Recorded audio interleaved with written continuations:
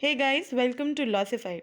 उत्तर Pradesh state में UP PCS J और UP APO की वैकेंसीज 2018 के बाद से कुछ गायब सी हैं। तो इट इज़ वेरी, और ये 2022 में बहुत सून ड्यू भी हैं, जिसमें एपीओ जल्दी आएगी और उसके बाद शायद पीसीएस जे की भी वैकेंसीज आएंगी।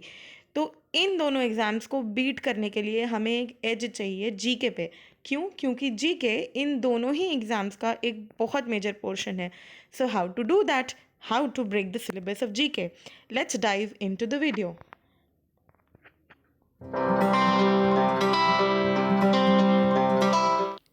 पहले बात करेंगे हम यूपी पीसीएस जे की, जिसकी वैकेंसीज 2022 में फर्स्ट हाफ में ही एक्सपेक्टेड हैं।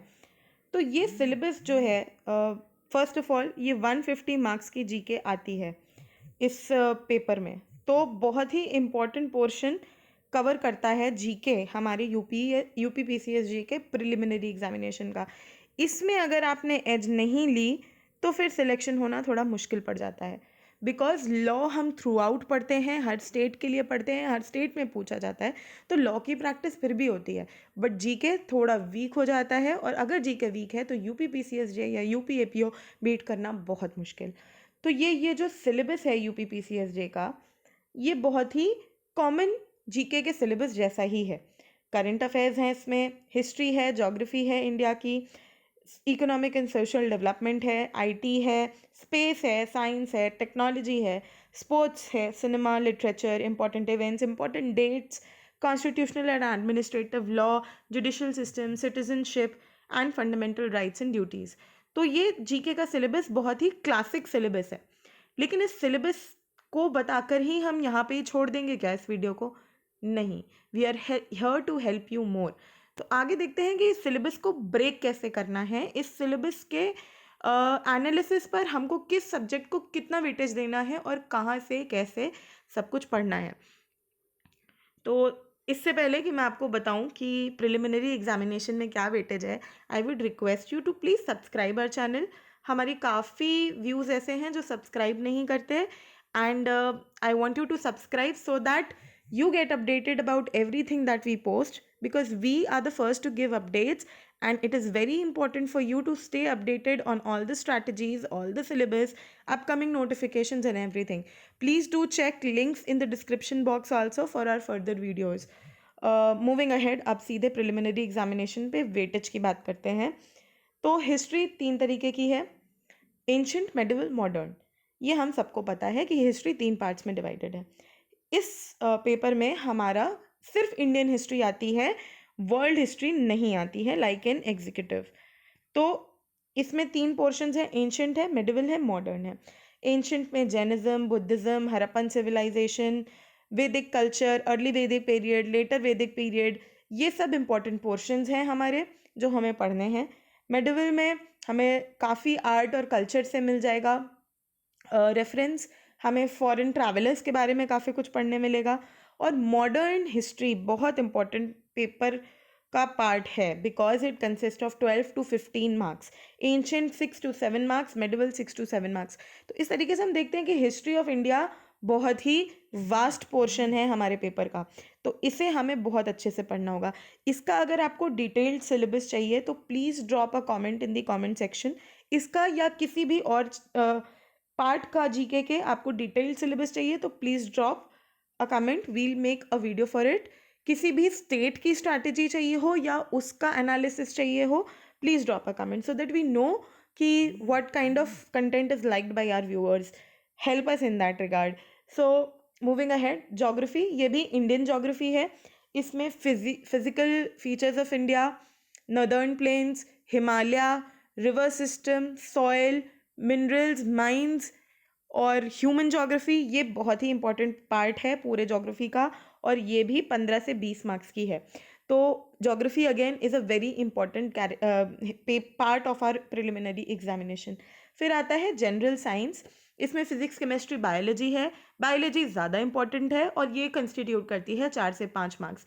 बायोलॉजी में वही disease, vitamin deficiency, etcetera etcetera type के क्वेश्चंस आएंगे। बिकॉज कोविड एरा है तो बायोलॉजी थोड़ी और इम्पॉर्टेंट हो जाती है। इस पे हमें ध्यान देने की ज़रूरत है।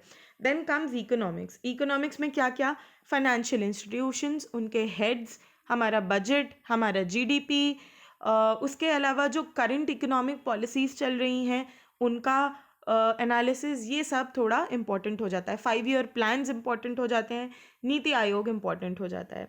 मूविंग अहेड, इंडियन पॉलिटी, इसका बहुत ही क्लोज कनेक्शन है with the constitution of India.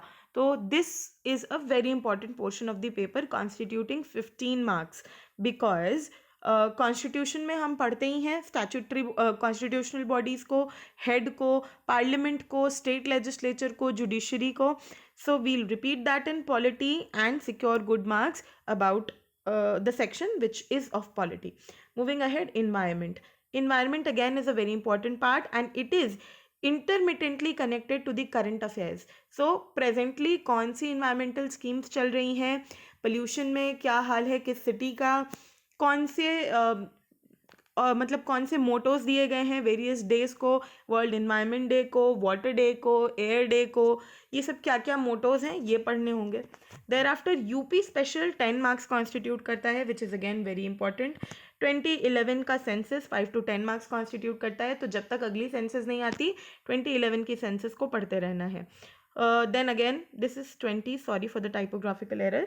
तो इंटरनेशनल ऑर्गेनाइजेशंस 15 to 20 मार्क्स का है and this is a very characteristic feature of the UPPCSJ paper, so this should not be left out. वही बात, इसमें से किसी चीज़ के ही रिगार्डिंग आपको कोई भी गाइडेंस चाहिए, please drop a comment in the comment section, will help you out with that. अब हम आते हैं यूपी एपीओ पर. तो यूपी एपीओ में 50 मार्क्स की जीके आती है और 100 मार्क्स का लॉ आता है, तो ये टोटल पेपर हो जाता है 150 मार्क्स का और इसका ड्यूरेशन होता है 2 आवर्स का. इसमें क्या वो है, मतलब इसका क्या मार्क्स वेटेज है फॉर डिफरेंट सब्जेक्ट्स. तो इसमें तो थोड़ी सी वर्ल्ड ज्योग्राफी है, इस पर फर्दर एनालिसिस करना पड़ेगा कि क्या क्या पार्ट्स आते हैं वर्ल्ड ज्योग्राफी के, बिकॉज ऐसे इतने छोटे पोर्शन के लिए पूरी वर्ल्ड ज्योग्राफी पढ़ना is not it. General science 8 marks की है, वही again covid era biology becomes more important. फिर current events of national and international importance, वही current affairs. History of India 8 marks का, इंडियन नेशनल मूवमेंट 8 मार्क्स का. तो ये जो दो चीज़ें हैं, ये मॉडर्न जो डीप पोर्शन है, ये हमारा मॉडर्न हिस्ट्री है, नथिंग एल्स. तो अगेन वी सी कि हिस्ट्री बहुत इंपॉर्टेंट पार्ट हो जाता है बिकॉज इट अट्रैक्ट 16 मार्क्स.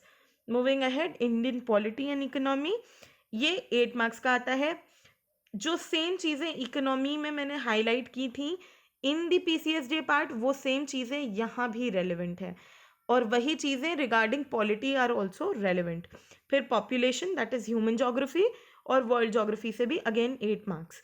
तो इस तरीके से यूपी एपीओ में भी हमें जीके पढ़नी है, बट थोड़ी सिग्रीगेटेड जीके पढ़नी है.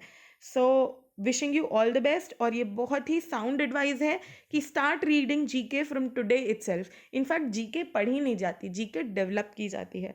So today is the day, start about GK, remain aware about the current events happening around you. A newspaper is must, but I personal advice is कि newspaper को पढ़ने का भी एक तरीका होता है. Don't waste 2 to 3 hours in reading a newspaper. Read it and take out the content which is relevant for your examination. So GK develop करिए, monthly magazine पढ़िए, read the static GK also because again it is very important part of your syllabus. Thank you for watching. Please like, share and subscribe, and I mean it. Please like, share and subscribe if you actually like the content. Do subscribe. We are going to give you very good content, so please stay in tune. Subscribe, press the bell icon so that you remain updated. Thank you.